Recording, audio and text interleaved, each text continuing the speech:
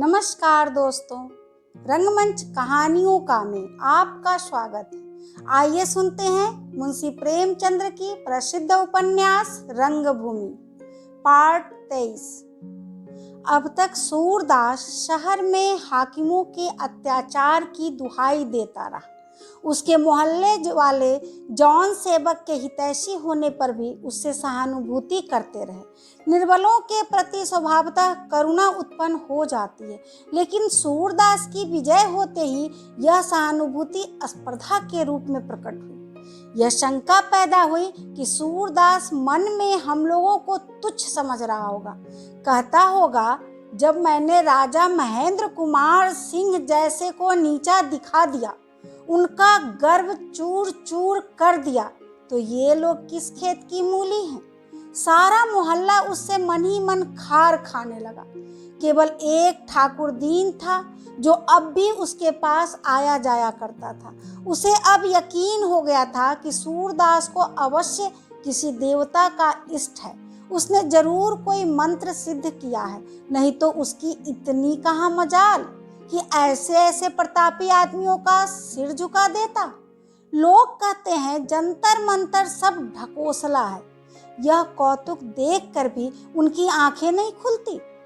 सूरदास के स्वभाव में भी अब कुछ परिवर्तन हुआ।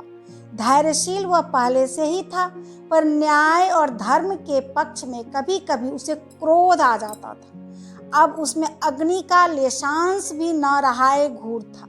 जिस पर सभी कूड़े फेंकते हैं, मोहल्ले वाले राह चलते उसे छेड़ते, आवाजें कसते, ताने मारते, पर वह किसी को जवाब न देता।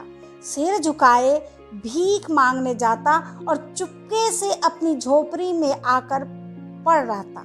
हाँ, मिठुआ के मिजाज न मिलते थे। किसी से सीधे मुंह बात न करता। कहता, यह कोई न समझे कि अंधा भीख मांगता है। अंधा बड़े बड़ों की पीठ में धूल लगा देता है। बरबस लोगों को छेड़ता, भले आदमियों से बत बढ़ाव कर बैठता। अपने हमजोलियों से कहता, चाहूं तो सारे मोहल्ले को बंधवा दूं। किसानों के खेतों से बेधड़क चने, मटर, मूली, गाजर उखाड़ लाता। अगर कोई टोकता तो उससे लड़ने को तैयार हो जाता था। सूरदास को नित्य उलाहने मिलने लगे। वह अकेले में मिठुआ को समझाता, पर उस पर कुछ असर न होता था। अनर्थ यह था कि सूरदास की नम्रता और सहिष्णुता पर तो किसी की निगाह न जाती थी। मिठुआ की लन तरानियों और दुष्टताओं पर सभी की निगाह पड़ती थी। लोग यहाँ तक कह जाते थे कि सूरदास ने ही उसे सिर चढ़ा लिया है। बछवा खूंटे ही के बल कूदता है। ईर्ष्या बाल कीड़ाओं को भी कपट नीति समझती है। आजकल सोफिया मिस्टर क्लार्क के साथ सूरदास से अक्सर मिला करती थी। वह नित्य उसे कुछ न कुछ देती और उसकी दिलजोई करती। पूछती रहती, मोहल्ले वाले या राजा साहब के आदमी तुम्हें दिख तो नहीं कर रहे हैं? सूरदास जवाब देता, मुझ पर सब लोग दया करते हैं, मुझे किसी से शिकायत नहीं है। मोहल्ले वाले समझते थे वह बड़े साहब से हम लोगों की शिकायत करता है। अंत्योक्तियों द्वारा यह भाव प्रकट भी करते, सैया भय कोतवाल अब डर काहे का। प्यादे से फर्जी भयो टेढ़ो टेढ़ो जाए। एक बार किसी चोरी के संबंध में नायक राम के घर में तलाशी हो गई। नायक राम को संदेह हुआ सूरदास ने यह तीर मारा है। इसी भांति एक बार भैरव से आबकारी के दरोगा ने जवाब तलब किया।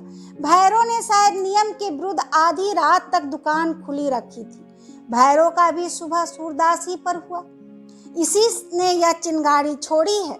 इन लोगों के संदेह पर तो सूरदास को बहुत दुख न हुआ, लेकिन जब सुभागी खुल्लम खुल्ला उसे लांछित करने लगी तो उसे बहुत दुख हुआ। उसे विश्वास था कि कम से कम सुभागी को मेरी नीयत का हाल मालूम है। उसे मुझको इन लोगों के अन्याय से बचाना चाहिए था, मगर उसका मन भी मुझसे फिर गया। इस भांति कई महीने गुजर गए। एक दिन रात को सूरदास खा पीकर लेटा हुआ था कि किसी ने आकर चुपके से उसका हाथ पकड़ा। सूरदास चौंका, पर सुभागी की आवाज पहचान कर बोला, क्या कहती है? सुभागी, कुछ नहीं, जरा मड़ैया में चलो, तुमसे कुछ कहना है। सूरदास उठा और सुभागी के साथ झोपड़ी में जाकर बोला, कह, क्या कहती है?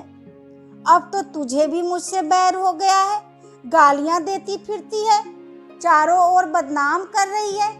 बतला, मैंने तेरे साथ कौन सी बुराई की थी कि तूने मेरी बुराई पर कमर बांध ली? और लोग मुझे भला बुरा कहते हैं, मुझे रंज नहीं होता, लेकिन जब तुझे ताने देते सुनता हूँ तो मुझे रोना आता है, कलेजे में पीड़ा सी होने लगती है। जिस दिन भैरों की तलबी हुई थी, तूने कितना कोसा था। सच बता, क्या तुझे भी शक हुआ था कि मैंने ही दरोगा जी से शिकायत की है? क्या तू मुझे इतना नीच समझती है? बता। सुभागी ने करुणाबद्ध कंठ से उत्तर दिया, मैं तुम्हारा जितना आदर करती हूँ उतना और किसी का नहीं। तुम अगर देवता होते तो भी अपनी ही श्रद्धा से तुम्हारी पूजा करती। सूरदास, मैं क्या घमंड करता हूँ, साहब से किसकी शिकायत करता हूँ? जब जमीन निकल गई थी तब तो लोग मुझसे न चिढ़ते थे, अब जमीन छूट जाने से क्यों सबके सब मेरे दुश्मन हो गए हैं? बता, मैं क्या घमंड करता हूँ? मेरी जमीन छूट गई है तो कोई बादशाही मिल गई है कि घमंड करूंगा? सुभागी, मेरे मन का हाल भगवान जानते होंगे। सूरदास, तो मुझे क्यों जलाया करती है? सुभागी, इसलिए। यह कहकर उसने एक छोटी सी पोटली सूरदास के हाथ में रख दी। पोटली भारी थी। सूरदास ने उसे टटोला और पहचान गया, यह उसी की पोटली थी जो चोरी गई थी। अनुमान से मालूम हुआ कि रुपए भी उतने ही हैं। विस्मित होकर बोला, यह कहाँ मिली? सुभागी, तुम्हारी मेहनत की कमाई है, तुम्हारे पास आ गई, अब जतन से रखना। सूरदास, मैं न रखूंगा, इसे ले जा। सुभागी, क्यों? अपनी चीज लेने में कोई हरज है?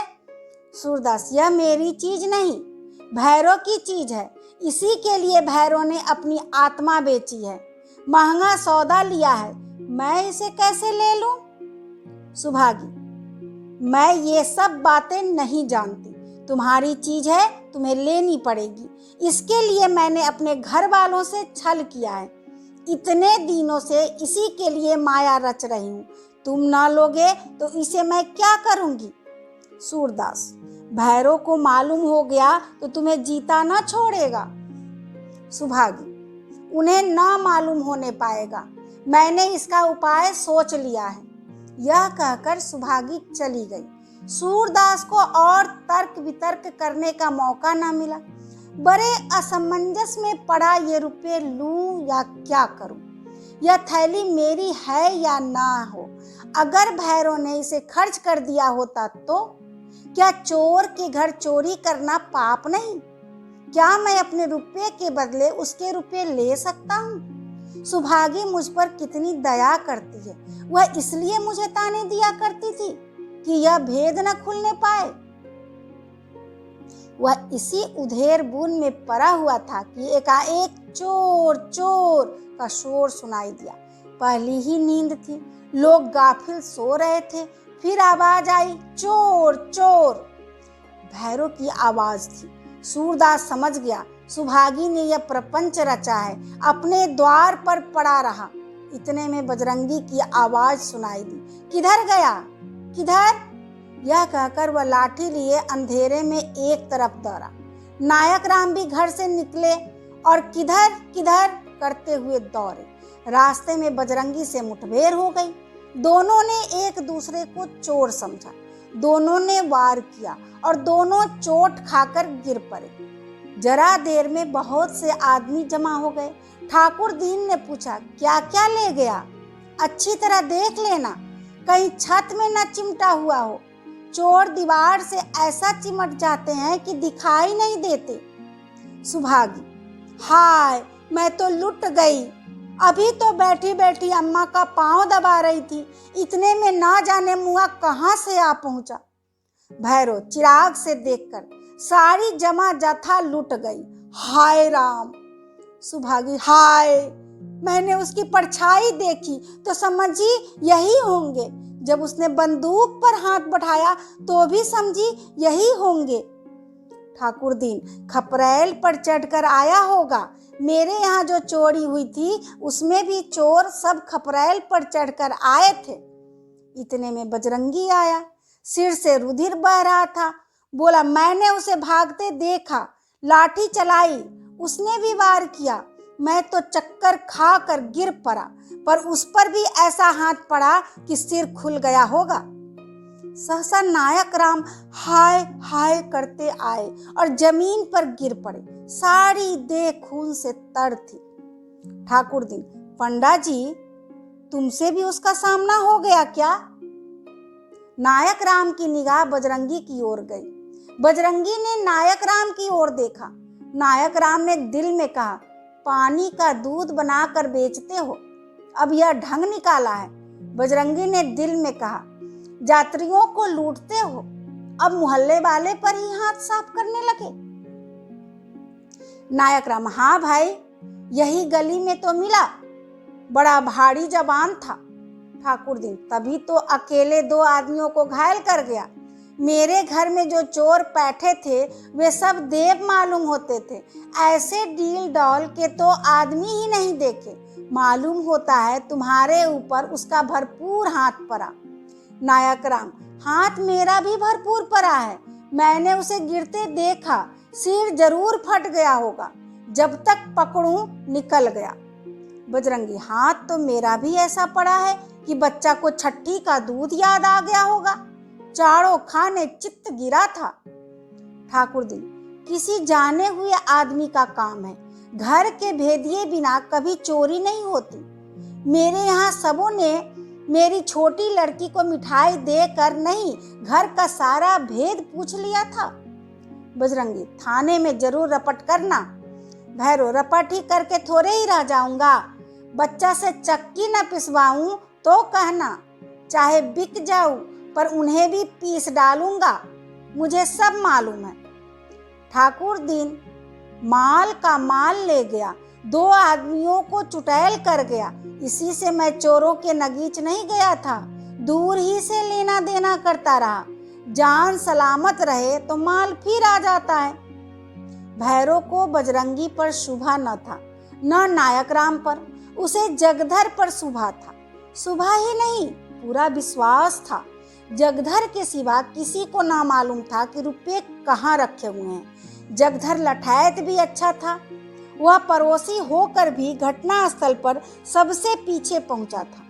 ये सब कारण उसके संदेह को पुष्ट करते थे। यहाँ से लोग चले तो रास्ते में बातें होने लगी।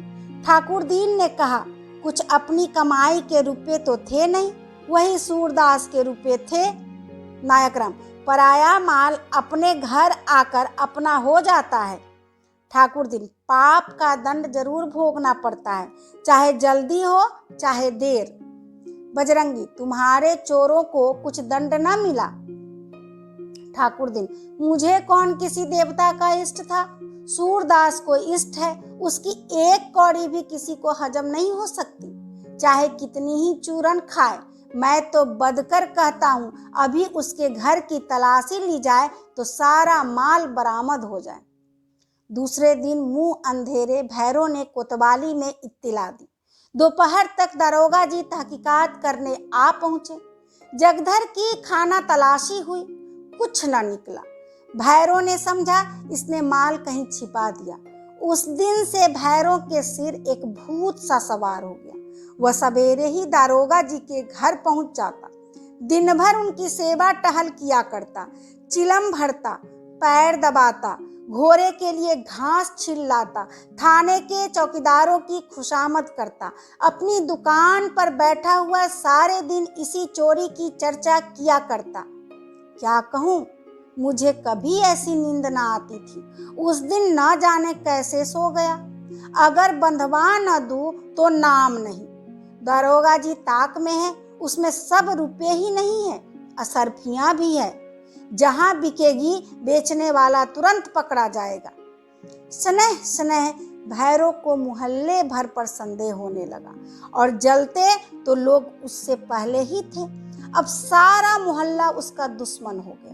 यहाँ तक कि अंत में वह अपने घर वालों ही पर अपना क्रोध उतारने लगा। सुभागी पर फिर मार पड़ने लगी। तूने मुझे चौपट किया, तू इतनी बेखबर न होती तो चोर कैसे घर में घुस जाता। मैं तो दिन भर दौड़ी दुकान करता हूँ, थक कर सो गया। तू घर में परे परे क्या किया करती है। अब जहां से बने मेरे रुपए ला, नहीं तो जीता ना छोड़ूंगा। अब तक उसने अपनी माँ का हमेशा अदब किया था, पर अब उसकी भी ले दे मचाता। तू कहा करती है मुझे रात को नींद ही नहीं आती, रात भर जागती रहती हूँ। उस दिन तुझे कैसे नींद आ गई। सारांश यह कि उसके दिल में किसी की इज्जत, किसी का विश्वास, किसी का स्नेह न रहा। धन के साथ सद्भाव भी दिल से निकल गए। जगधर को देखकर तो उसकी आंखों में खून उतर जाता था। उसे बार बार छेड़ता कि यह गरम पड़े तो खबर लूं, पर जगधर उससे बचता रहता था। वह खुली चोटें करने की अपेक्षा छिपे वार करने में अधिक कुशल था।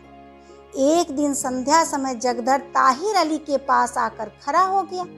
ताहिर अली ने पूछा, कैसे चले जी। जगधर, आपसे एक बात कहने आया हूँ। आबकारी के दारोगा अभी मुझसे मिले थे, पूछते थे भैरव गोदान पर दुकान रखता है कि नहीं। मैंने कहा साहब मुझे नहीं मालूम, तब चले गए, पर आजकल में वह इसकी तहकीकात करने जरूर आएंगे। मैंने सोचा कहीं आपकी भी शिकायत न कर दे, इसलिए दौड़ा आया। ताहिर अली ने दूसरे ही दिन भैरव को वहां से भगा दिया। इसके कई दिन बाद एक दिन रात के समय सूरदास बैठा भोजन बना रहा था कि जगधर ने आकर कहा, क्यों सूरे, तुम्हारी अमानत तो तुम्हें मिल गई ना। सूरदास ने अज्ञात भाव से कहा, कैसी अमानत। जगधर, वही रुपए जो तुम्हारी झोपड़ी से उठ गए थे। सूरदास, मेरे पास रुपए कहाँ थे। जगधर, अब मुझसे ना उड़ो, रत्ती रत्ती बात जानता हूँ और खुश हूँ कि किसी तरह तुम्हारी चीज उस पापी के चंगुल से निकल आई। सुभागी अपनी बात की पक्की औरत है। सूरदास, जगधर, मुझे इस झमेले में ना घसीटो, गरीब आदमी हूँ। भैरव के कान में जरा भी भनक पड़ गई तो मेरी जान तो पीछे लेगा, पहले सुभागी का गला घोंट देगा। जगधर, मैं उससे कहने थोड़े ही जाता हूँ, पर बात हुई मेरे मन की। बच्चा ने इतने दिनों तक हलवाई की दुकान पर खूब दादे का फतिया पढ़ा, धरती पर पांव ही न रखता था, अब होश ठिकाने आ जाएंगे। सूरदास, तुम नाहक मेरी जान के पीछे पड़े हो। जगधर, एक बार खिलखिलाकर हंस दो तो मैं चला जाऊं। अपनी गई हुई चीज पाकर लोग फूले नहीं समाते। मैं तुम्हारी जगह होता तो नाचता, कूदता, गाता, बजाता, थोड़ी देर के लिए पागल हो जाता। इतना हंसता कि पेट में बाप गोला पड़ जाता, और तुम सोंठ बने बैठे हो। ले हंसो तो। सूरदास, इस वक्त हंसी नहीं आती। जगधर, हंसी क्यों नहीं आएगी, मैं तो हंसा दूंगा। यह कहकर उसने सूरदास को गुदगुदाना शुरू किया। सूरदास विनोदशील आदमी था, ठट्ठे मारने लगा। ईर्ष्यामय परिहास का विचित्र दृश्य था। दोनों रंगशाला के नटों की भांति हंस रहे थे और यह खबर न थी कि इस हंसी का परिणाम क्या होगा। शाम की मारी सुभागी इसी वक्त बनिए की दुकान से जींस लिए आ रही थी। सूरदास के घर से अट्टहास की आकाशभेदी ध्वनि सुनी तो चकराई। अंधे कुएं में पानी कैसा, आकर द्वार पर खड़ी हो गई और सूरदास से बोली, आज क्या मिल गया है सूरदास, जो फूले नहीं समाते। सूरदास ने हंसी रोक कर कहा, मेरी थैली मिल गई, चोर के घर में छिछोर बैठा। सुभागी, तो सब माल अकेले हजम कर जाओगे। सूरदास, नहीं, तुझे भी एक कंठी ला दूंगा। ठाकुर जी का भजन करना। सुभागी, अपनी कंठी धर रखो, मुझे एक सोने का कंठा बनवा देना। सूरदास, तब तो तू धरती पर पांव ही न रखेगी। जगधर, इसे चाहे कंठा बनवाना या न बनवाना, इसकी बुढ़िया को एक नथ जरूर बनवा देना। पोपले मुंह पर नथ खूब खिलेगी, जैसे कोई बंदरिया नथ पहने हो। इस पर तीनों ने ठट्ठा मारा। संजोग से भैरव भी उसी वक्त थाने से चला आ रहा था। ठट्ठे की आवाज सुनी तो झोपड़ी के अंदर झांका।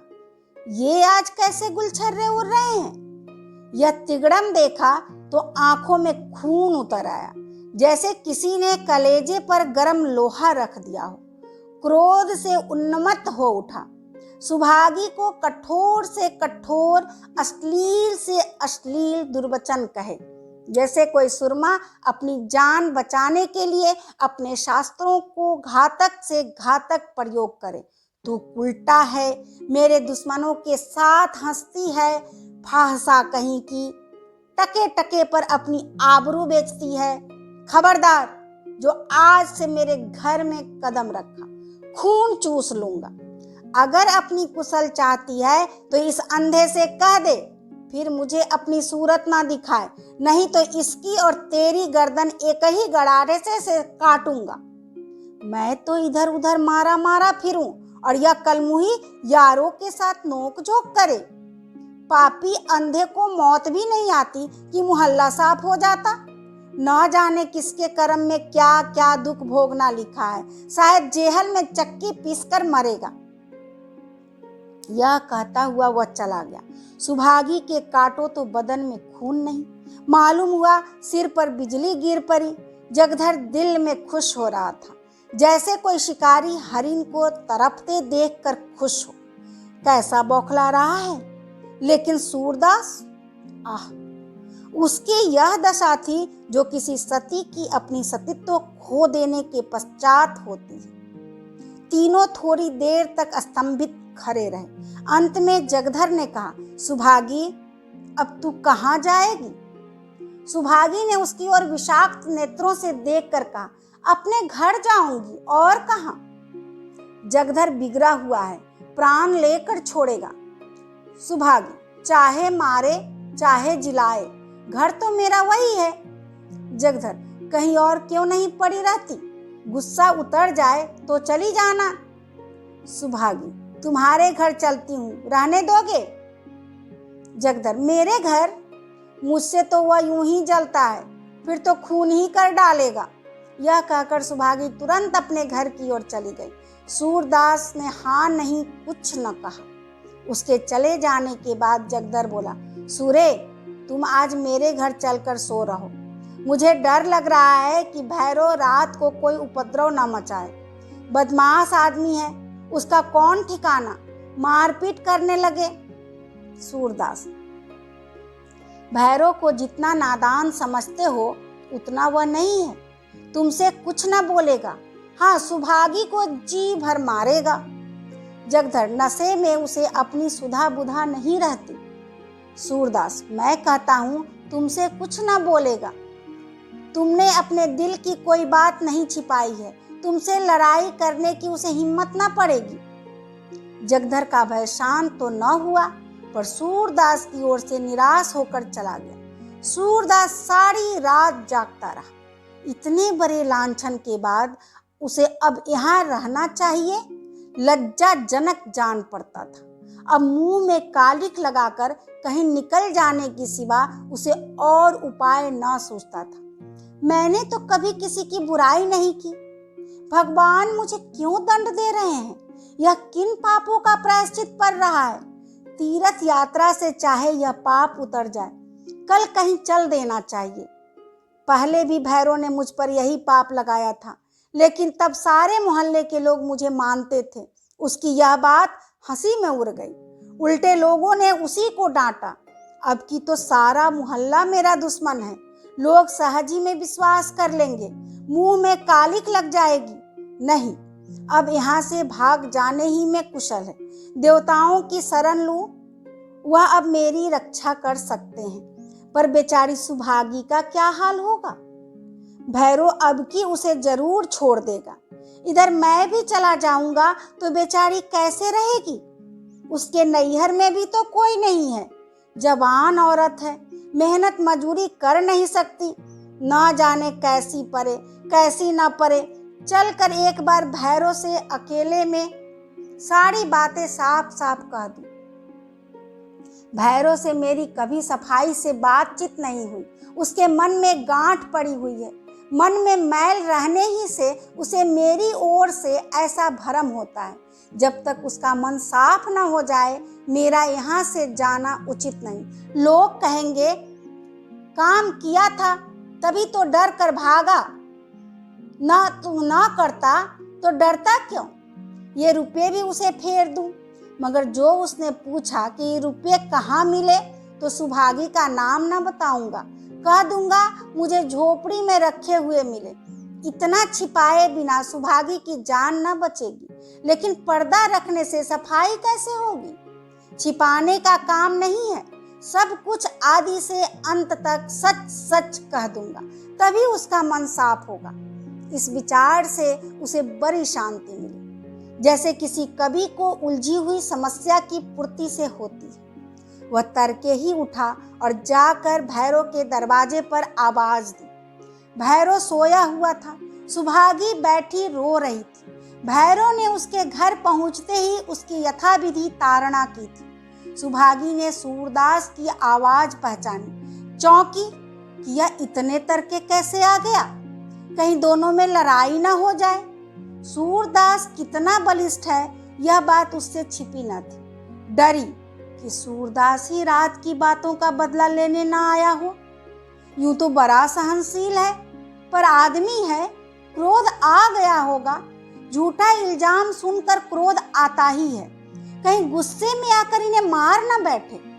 पकड़ पाएगा तो प्राण ही लेकर छोड़ेगा।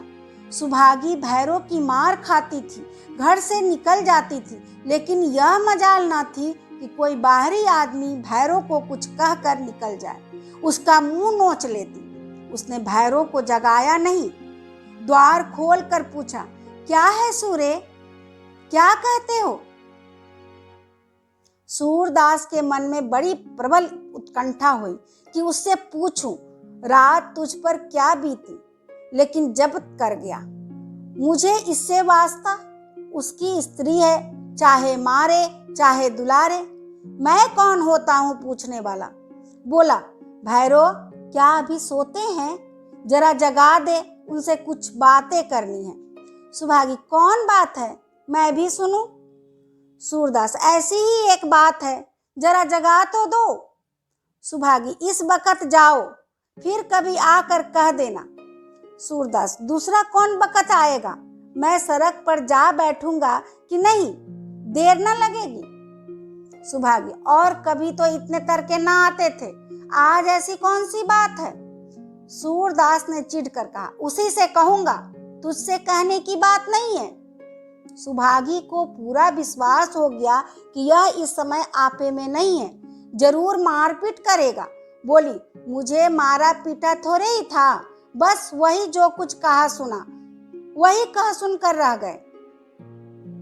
सूरदास, चल, तेरे चिल्लाने की आवाज मैंने अपनी कानों सुनी। सुभागी, मारने को धमकाता था, बस मैं जोर से चिल्लाने लगी। सूरदास, न मारा होगा, मारता भी तो मुझे क्या, तू उसकी घरवाली है, जो चाहे करे, तू जाकर उसे भेज दे, मुझे एक बात कहनी है। अब जब भी सुभागी न गई तो सूरदास ने भैरव का नाम लेकर जोर जोर से पुकारना शुरू किया। कई हाकों के बाद भैरव की आवाज सुनाई दी, कौन है, बैठो, आता हूं। सुभागी यह सुनते ही भीतर गई और बोली, जाते हो तो एक डंडा लेते जाओ, सूरदास है, कहीं लड़ने ना आया हो। भैरव, चल बैठ, लड़ाई करने आया है, मुझसे तिरिया चरित्र मत खेल। सुभागी, मुझे उसकी त्योरियां बदली हुई मालूम होती है, इसी से कहती हूँ। भैरव, यह क्यों नहीं कहती कि तू उसे चढ़ा कर लाई है। वह तो इतना कीना नहीं रखता, उसके मन में कभी मैल नहीं रहता। यह कहकर भैरव ने अपनी लाठी उठाई और बाहर आया। अंधा शेर भी हो तो उसका क्या भय, एक बच्चा भी उसे मार गिराएगा। सूरदास ने भैरव से कहा, यहाँ और कोई तो नहीं है? मुझे तुमसे एक भेद की बात करनी है। भैरव, कोई नहीं है, कहो क्या बात कहते हो? सूरदास, तुम्हारे चोर का पता मिल गया। भैरव, सच? जवानी कसम? सूरदास, हाँ सच कहता हूँ, वह मेरे पास आकर तुम्हारे रुपए रख गया, और तो कोई चीज नहीं गई थी। भैरव, मुझे जलाने आए हो? अभी मन नहीं भरा। सूरदास, नहीं, भगवान से कहता हूँ, तुम्हारी थैली मेरे घर में ज्यों का त्यों पड़ी मिली। भैरव, बड़ा पागल था, फिर चोरी काहे को की थी? सूरदास, हाँ पागल ही था, और क्या? भैरव, कहाँ है, जरा देखूं तो। सूरदास ने थैली कमर से निकालकर भैरव को दिखाई। भैरव ने लपक कर थैली ले ली, ज्यों का त्यों बंद थी। सूरदास, गिन लो, पूरे है कि नहीं? भैरव, है, पूरे है। सच बताओ, किसने चुराया था? भैरव को रुपए मिलने की इतनी खुशी न थी जितनी चोर का नाम जानने की उत्सुकता। वह देखना चाहता था कि मैंने जिस पर शक किया था वही है या कोई और। सूरदास, नाम जानकर क्या करोगे? तुम्हें अपने माल से मतलब है कि चोर के नाम से? भैरव, नहीं, तुम्हें कसम है, बता दो। है इसी मोहल्ले का ना? सूरदास, हाँ है तो मोहल्ले ही का, पर नाम ना बताऊंगा। भैरव, जवानी की कसम खाता हूँ, उससे कुछ न कहूंगा। सूरदास, मैं उसको वचन दे चुका हूँ कि नाम न बताऊंगा। नाम बता दूं और तुम अभी दंगा करने लगो तब?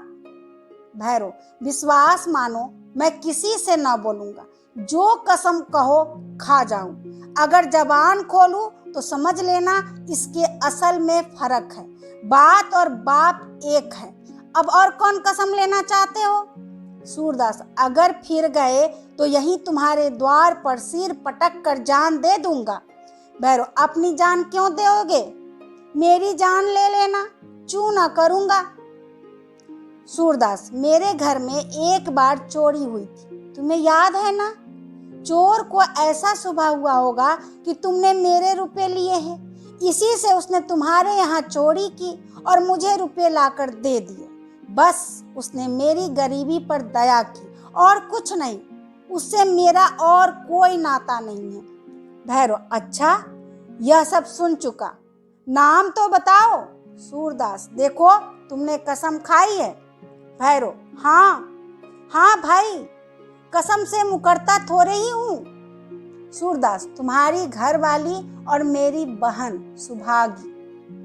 इतना सुनना था कि भैरव जैसे पागल हो गया, घर में दौड़ा हुआ गया और माँ से बोले, अम्मा, इसी डायन ने मेरे रुपए चुराए थे। सूरदास अपने मुंह से कह रहा है, इस तरह मेरा घर मूस कर यह चुड़ैल अपने धिंगड़ों को घर भरती, इस घर से मुझसे उड़ती थी। देख तो तेरी क्या गत बनाता हूँ, बता सूरदास झूठ कहता है कि सच? सुभागी ने सिर झुकार कर कहा, सूरदास झूठ बोलते हैं। उसके मुंह से बात पूरी न निकलने पाई थी कि भैरव ने लकड़ी खींच कर मारी। वार खाली गया। इससे भैरव का क्रोध और भी बढ़ा। वह सुभागी के पीछे दौड़ा। सुभागी ने एक कोठरी में घुसकर भीतर से द्वार बंद कर लिया। भैरव ने द्वार पीटना शुरू किया। सारे मोहल्ले में हुल्लड़ मच गया। भैरव सुभागी को मारे डालता है। लोग दौड़ पड़े। ठाकुर दीन ने भीतर जाकर पूछा, क्या है भैरव, क्यों किवाड़ तोड़े डालते हो? भले आदमी कोई घर के आदमी पर इतना गुस्सा करता है। भैरव, कैसा घर का आदमी जी? ऐसे घर के आदमी का सिर काट लेना चाहिए जो दूसरों से हंसे। आखिर मैं काना हूँ, कतरा हूँ, लूला हूँ, लंगड़ा हूँ? मुझ में क्या ऐब है जो यह दूसरों से हंसती है? मैं इसकी नाक काट कर तभी छोड़ूंगा। मेरे घर जो चोरी हुई थी वह इसी चुड़ैल की करतूत थी। इसी ने रुपये चुरा कर सूरदास को दिए थे। ठाकुर दिन, सूरदास को? भैरव, हाँ हाँ, सूरदास को। बाहर तो खड़ा है, पूछते क्यों नहीं? उसने जब देखा कि अब चोरी ना बचेगी तो लाकर सब रुपये मुझे दे गया है। बजरंगी, अच्छा, तो रुपये सुभागी ने चुराए थे। लोगों ने भैरव को डंडा किया और बाहर खींच लाए। यहाँ सूरदास पर टिप्पणियां होने लगी। किसी की हिम्मत न पड़ती थी कि साफ साफ कहे। सब के सब डर रहे थे कि कहीं मेम साहब से शिकायत न कर दे, पर अन्योक्तियों द्वारा सभी अपने मनोविचार प्रकट कर रहे थे। सूरदास को आज मालूम हुआ कि पहले कोई मुझसे डरता न था, पर दिल में सब इज्जत करते थे। अब सब के सब मुझसे डरते हैं, पर मेरी सच्ची इज्जत किसी के दिल में नहीं है। उसे इतनी ग्लानि हो रही थी कि आकाश से बरस गिरे और मैं यहीं जल भुन जाऊं। ठाकुर दीन ने धीरे से कहा, सूरे तो कभी ऐसा न था। आज से नहीं, लड़कपन से देखते हैं। नायक राम, पहले नहीं था, अब हो गया। अब तो किसी को कुछ समझता ही नहीं। ठाकुर दीन, प्रभुता पाकर सभी को मद हो जाता है, पर सूरे में तो मुझे कोई ऐसी बात नहीं दिखाई देती। नायक राम, छुपा रुस्तम है। बजरंगी, मुझे तुम्हारे ऊपर शक था। बजरंगी हंसकर, पंडा जी, भगवान से कहता हूँ, मुझे तुम्हारे ऊपर शक था। भैरव, और मुझसे जो सच पूछो तो जगधर पर शक था। सूरदास सिर झुकाए चारों ओर से ताने और लतारे सुन रहा था, पछता रहा था। मैंने ऐसे कमीने आदमी से यह बात बताई ही क्यों? मैंने तो समझा था साफ साफ कह देने से उसका दिल साफ हो जाएगा। इसका यह फल मिला। मेरे मुंह में तो कालिक लग ही गई, उस बेचारी का ना जाने क्या हाल होगा। भगवान अब कहाँ गए? क्या कथा पुराणों ही में अपने सेवकों को उबारने आते हैं? अब क्यों नहीं आकाश से कोई दूत आकर कहता है कि यह अंधा बेकसूर है? जब भैरव के द्वार पर यह अभिनय होते हुए आधा घंटे से अधिक हो गया तो सूरदास के धैर्य का प्याला छलक पड़ा। अब मौन बने रहना उसके विचार में कायरता थी, नीचता थी। एक सती पर इतना कलंक थोपा जा रहा है और मैं चुपचाप खड़ा सुनता हूँ। यह महापाप है। वह तन कर खड़ा हो गया और फटी हुई आंखें फाड़ कर बोला, यारो, क्यों विपत के मारे हुए दुखियों पर यह कीचड़ फेंक रहे हो? ये छुड़िया चला रहे हो? कुछ तो भगवान से डरो। क्या संसार में कहीं इंसाफ नहीं रहा? मैंने तो भलमनसी की कि भैरव के रुपये उसे लौटा दिए, उसका मुझे यह फल मिल रहा है। सुभागी ने क्यों यह काम किया और क्यों मुझे रुपये दिए यह मैं ना बताऊंगा, लेकिन भगवान मेरी इससे भी ज्यादा दुर्गत करे अगर मैंने सुभागी को अपनी छोटी बहन के सिवा कभी कुछ और समझा हो। मेरा कसूर इतना ही है कि वह रात को मेरी झोपड़ी में आई थी। उस वक्त जगधर वहां बैठा था। उससे पूछो कि हम लोगों में कौन सी बातें हो रही थी। अब इस मोहल्ले में मुझ जैसे अंधे अपाहिज आदमी का निवाह नहीं हो सकता। जाता हूँ, पर इतना कहे जाता हूँ कि सुभागी पर जो कलंक लगाएगा उसका भला ना होगा। वह सती है, सती को पाप लगाकर कोई सुखी नहीं हो सकता। मेरा कौन कोई रोने वाला बैठा हुआ है? जिसके द्वार पर खड़ा हो जाऊंगा वह चुटकी भर आटा दे देगा। अब यहाँ से दाना पानी उठता है, पर एक दिन आएगा जब तुम लोगों को सब बातें मालूम हो जाएगी और तब तुम जानोगे कि अंधा निरपराध था। यह कहकर सूरदास अपनी झोपड़ी की तरफ चला गया। अभी आप सुन रहे थे मुंशी प्रेमचंद्र की प्रसिद्ध उपन्यास रंगभूमि। पिछले भाग से आगे का भाग। धन्यवाद।